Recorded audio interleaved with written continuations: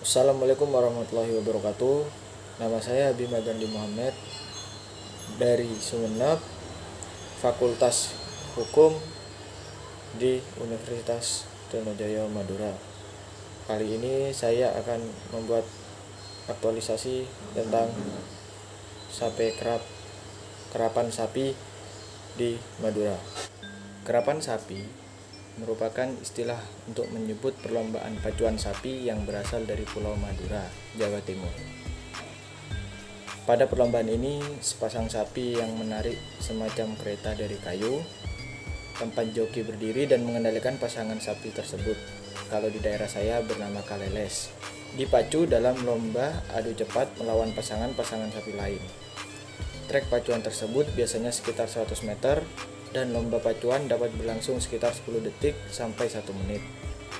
Beberapa kota di Madura yang menyelenggarakan kerapan sapi pada bulan Agustus dan September setiap tahun. Karena saat ini sedang ada pandemi, mungkin perlombaan karapan sapi bisa saja diundur atau bisa ditiadakan.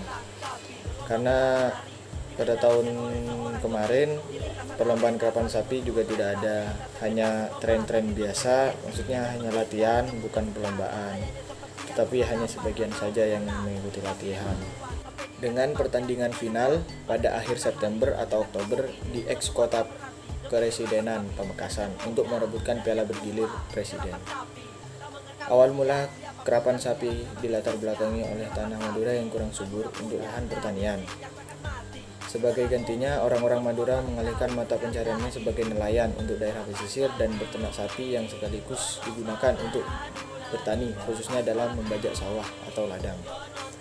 Suatu ketika, seorang ulama Sumeneb bernama Syekh Ahmad Baidawi, Pangeran Katandur, yang memperkenalkan cara bercocok tanam dengan menggunakan sepasang bambu yang dikenal dengan masyarakat Madura dengan sebutan nangkele atau salake, yang ditarik dengan 2 ekor sapi. Maksud awal diadakannya kerapan sapi adalah untuk memperoleh sapi-sapi yang kuat untuk membajak sawah. Orang Madura memelihara sapi dan menggarapnya di sawah-sawah mereka sesegera mungkin. Gagasan ini kemudian menimbulkan adanya tradisi kerapan sapi. Kerapan sapi segera menjadi kegiatan rutin setiap tahunnya, khususnya setelah menjelang musim panen habis. Kerapan sapi didahului dengan mengarak pasangan-pasangan sapi mengelilingi arena pacuan dengan diiringi musik saronin. Pelaksanaan kerapan sapi dibagi dalam 4 babak, yaitu babak pertama. Seluruh sapi diadu kecepatannya dalam 2 pasang untuk memisahkan kelompok menang dan kelompok kalah. Pada babak ini, semua sapi yang menang maupun yang kalah dapat bertanding lagi sesuai dengan kelompoknya. Babak kedua atau babak pemilihan kembali, pasangan sapi pada kelompok menang akan dipertandingkan kembali. Demikian sama halnya dengan sapi-sapi di kelompok kalah.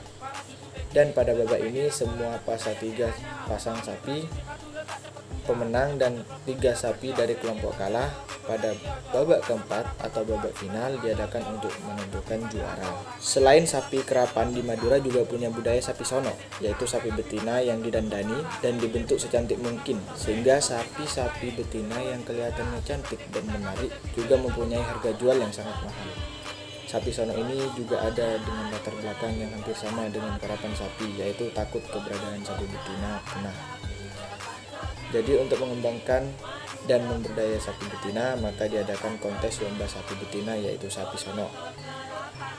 Yaitu dengan konsep sapi betina yang cantik didandani dengan dandanan yang menarik, di mana bentuk penilaian dengan cara melihat bagaimana sapi itu berjalan dan semanut. Tujuan penelitian ini diharapkan mentransformasikan ilmu pengetahuan secara amaliyah dan ilmu ilmiah mengenai objek studi yang diangkat, sehingga indikator jangka pendek maupun jangka panjang mahasiswa UTM khususnya dapat inisiatif dalam regenerasi calon penegak hukum di tengah masyarakat yang dicita-citakan.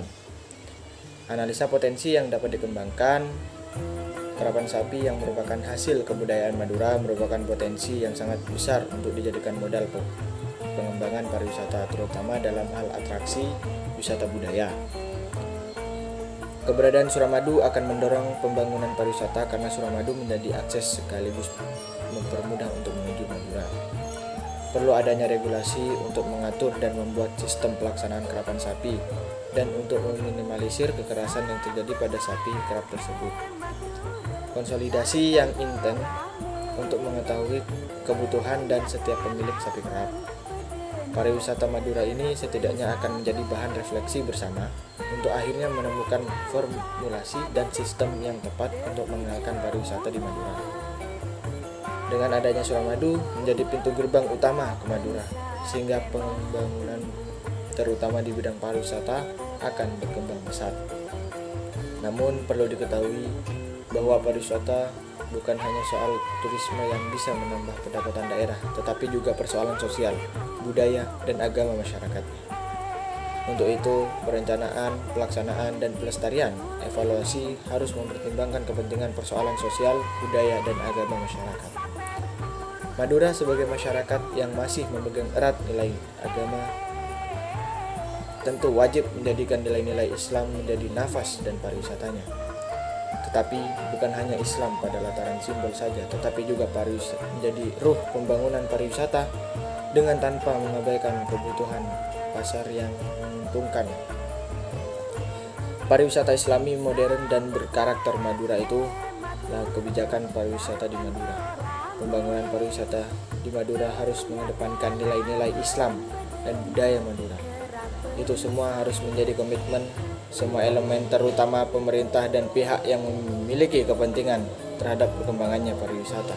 Sekian, itu tadi adalah aktualisasi tentang sapi kerap yang ada di Madura yang saya jelaskan. Kurang lebihnya mohon maaf. Assalamualaikum warahmatullahi wabarakatuh.